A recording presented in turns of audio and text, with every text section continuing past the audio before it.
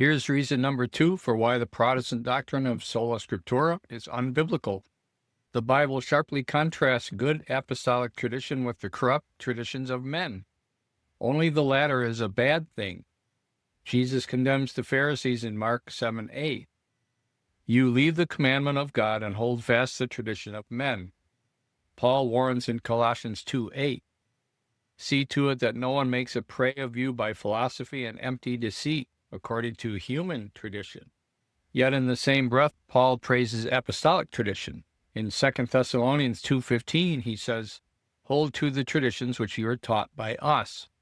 The Greek word paradosis is the same word Jesus and Paul use for bad tradition. Context alone determines whether it is divine or human. Scripture never says all tradition is bad. Good paradosis is apostolic, binding, and from God.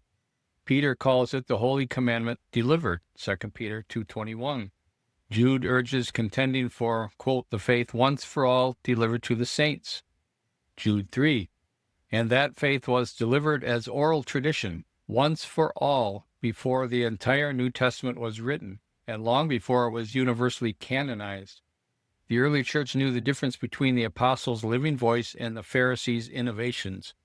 Sola Scriptura treats all tradition as human and corrupt, but the Bible itself elevates apostolic tradition above human false myths and places it on par with the written word. To reject tradition because some is bad is like rejecting all prophets because some are false. The biblical way is to exercise discernment, not to throw the baby out with the bathwater, as the saying goes. If you want 99 more biblical reasons to reject the false doctrine of sola scriptura held by Protestants, get my book, 100 Biblical Arguments Against Sola Scriptura. A link to it is in the description and pinned in the comments.